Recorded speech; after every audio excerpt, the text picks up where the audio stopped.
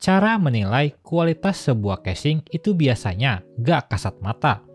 Mulai dari build quality-nya yang mana harus pegang langsung, pengalaman ngerakitnya, sampai fitur-fitur yang dikasih. Saya contohin satu casing dari Jonesbow D31 Mesh. Di sini mungkin beberapa orang belum begitu kenal ya sama brand Jonesbow. Mereka biasanya main di kelas menengah ke bawah sob. Salah satu produk yang paling laris dari mereka yaitu contohnya cooler yang dulu cukup viral. Banyak yang beli si CR1200. Kini Jonesbow sudah resmi didistribusikan oleh S-Gear. Jadi mulai sekarang dan kedepannya Jonesbow itu di bawah distributornya S-Gear ya. Lanjut kita bahas casingnya. D31 Mesh merupakan casing compact dengan ukuran MATX, bentuknya yang ceper dan agak memanjang dari depan ke belakang. Saya suka nih casing yang compact seperti ini. Punya dimensi panjang di 452 mm, lebar di 205 mm, dan tinggi di 363 mm. Ukuran ini sangat cocok untuk ditaruh di atas meja karena nggak terlalu lebar, sampai-sampai makan tempat untuk mousepad. Hal itu didukung oleh penempatan front panel yang ada di bagian depan bawah. Di antaranya ada tombol power, USB 3.0, combo jack audio, dan USB Type-C 3.2 Gen 2. Sesuai namanya, D31 Mesh. Bagian depannya ini full mesh alias bolong-bolong dengan bahan full besi. Nggak ada plastik-plastikan sob di sini. Bagian depannya ini bisa kita lepas dengan mudah. Cuman tarik dikit aja, udah kelepas kok. Kayak effortless gitulah. Bagian bawahnya juga sama. Nah, BTW, bagian atasnya ini bisa diganti sob sama layar. Karena emang D31 itu ada yang versi layar. Tapi yang ini nggak masuk Indo ya. Kabarnya dari S-Gear nanti layarnya ini bisa dibeli secara terpisah. Menarik bukan? Beralih ke belakang casing ini. Slot PCIe pada casing ini sudah reusable pastinya. Pakai baut, jadi sistemnya nggak dicabut permanen. Nice banget. Colokan power PSU ada di atas, karena penempatan PSU-nya nanti itu ada di bagian depan. Jadi ada kabel dari depan ke belakang. Selain kompartemen bagian depan yang bisa dilepas, bagian atas juga bisa dilepas. Untuk kita ngebaut fan di atas nantinya. Tinggal longgarin aja baut yang ada di belakang ini. Sedangkan untuk buka side panelnya ini tinggal tarik tuas aja yang ada di pinggir. Karena ini screwless alias tanpa baut. Bukanya juga nggak keras sob. Tinggal ceklek aja udah kebuka. Dan nggak akan langsung jatuh ya. Karena ada penahan di bagian bawahnya. Ketebalan kacanya sendiri cukup tebal. Buat sisi satunya juga sama caranya kayak tadi. Ada satu hal unik di bagian depan casing ini, yaitu pada bagian bracket PSU-nya ini. Jadi bracket PSU ini bisa kamu atur sob, ditempatin di bagian agak atas atau agak bawah. Benefitnya adalah kalau misal teman-teman taruh PSU di paling bawah, itu teman-teman bisa pakai I/O radiator 360 mm di bagian atas. Karena space di atas jadi longgar. Sedangkan kalau teman-teman taruh di bagian paling atas, kamu bisa pakai VGA yang panjangnya kebangetan. Bisa masuk asli. Terlebih di bagian depan ini kamu bisa pasangin fan satu buah kalau PSU-nya di bagian atas. Dan juga ngasih ruang ke kabel lebih lega tentunya. Bisa juga tuh dipasangin 3 fan di bagian bawah atau 1 HDD 3,5 inch. Fleksibilitas yang kayak gini nih yang bikin pengguna jadi enak, tinggal sesuaikan aja dengan kebutuhan. Kita sebutkan dulu kompatibilitas casing ini. Mendukung Mobo MATX 4 slot RAM, tinggi CPU cooler maksimal di 168 mm. Ini tinggi banget buset, kayaknya hampir semua air tower bakal masuk deh ya. Panjang VGA maksimal di 330 mm kalau PSU posisinya ada di bawah. Kalau PSU-nya digeser ke atas itu bisa muat sampai 400 mm. Kurang panjang apa coba tuh? Fan casing bisa pakai 3 di bagian atas, 3 di bawah, 1 di depan, dan 1 di belakang.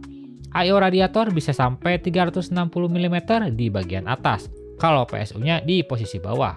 Mau pasang radiator 360 mm di bagian bawah juga bisa kok.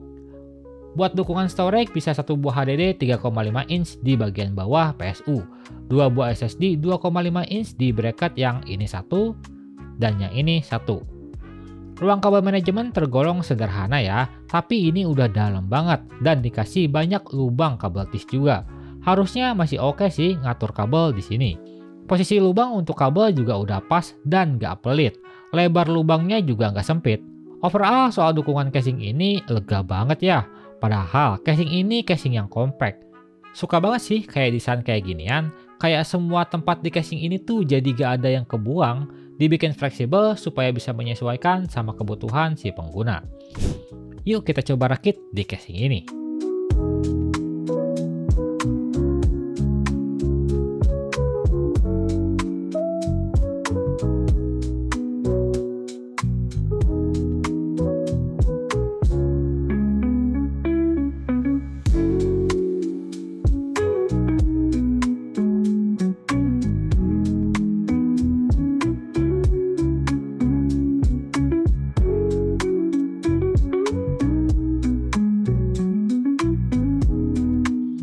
Seperti biasa, saya akan bagikan pengalaman rakit di casing ini.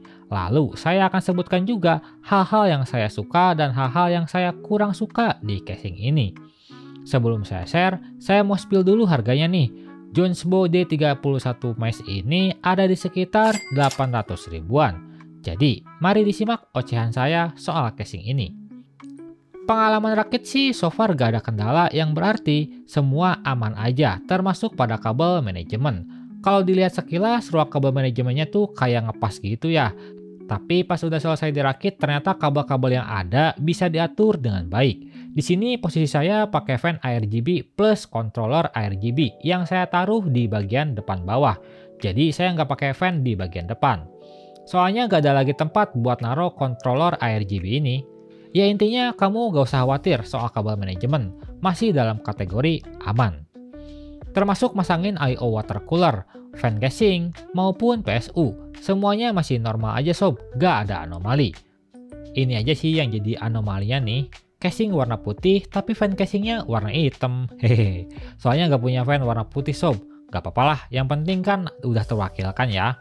Mana modelnya Infinity Mirror pula. Ya overall pengalaman rakit casing ini cukup menyenangkan karena fleksibilitasnya itu. Lalu beralih ke hal-hal yang saya sukai. Seperti yang saya sebut di awal tadi, kalau saya suka sama casing yang compact seperti ini. Dan casing ini, wow, kayak udah paket lengkap aja sih. Saya suka di hampir semua bagian yang ada pada casing ini. Mulai dari model, build quality, dukungan, airflow yang tentunya udah bagus, fitur tambahan, fleksibilitasnya, dan kalau ada uang lebih bisa beli layar tambahan tuh buat sekedar flexing waifu atau idol kesayanganmu.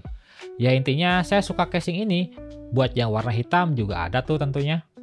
Untuk hal yang saya kurang suka sih mungkin minor aja ya. Pertama ada di I/O front panel yang cuma ada satu USB-A. Buat orang yang kerjanya di PC, slot USB di depan tuh cukup kepake ya, termasuk saya juga yang sering pakai. Mungkin bisa diakalin juga sih pakai USB hub. Lalu ada di kabel front panel yang masih warna hitam. Walaupun casing ini warnanya sudah putih, tapi kabel front panelnya masih hitam. Sebuah sentuhan kecil, gak banyak orang notice, tapi sebagian kecil bakal ke notice, termasuk saya. Ya mungkin kalau dibuat full putih, harga produksinya bisa sedikit lebih mahal lagi ya. Jadi dibuat hitam gini aja. Udah sih dua itu aja hal yang saya kurang suka. Minor emang, gak terlalu pengaruh sama apa yang dikasih oleh casing ini. Di harganya yang cuma 800 ribuan, menurut saya casing ini sudah sangat worth it untuk dimiliki. Terutama buat kamu yang berencana naruh PC di atas meja dan gak punya terlalu banyak space, soalnya casing ini compact, jadi sangat pas kalau kondisinya seperti itu. Dukungannya juga udah luas banget, kamu gak usah pusing-pusing lah pilih-pilih komponen yang panjang atau tinggi, karena rata-rata akan masuk di casing ini. Buat yang tertarik, linknya seperti biasa ada di deskripsi. Like video ini kalau kalian suka, gak usah di like juga gak apa-apa, tapi minimal tinggalkan jejak kalian di kolom komentar tentang casing ini.